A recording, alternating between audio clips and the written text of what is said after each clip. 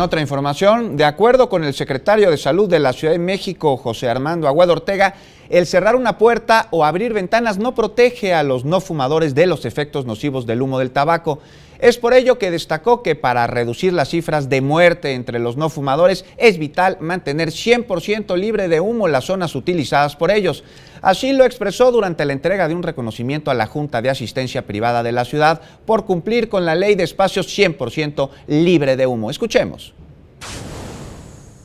Casi 6 millones de muertes en el mundo están vinculadas al consumo de tabaco, de las cuales más de 600,000 corresponden a no fumadores que mueren por haber respirado humo pasivamente.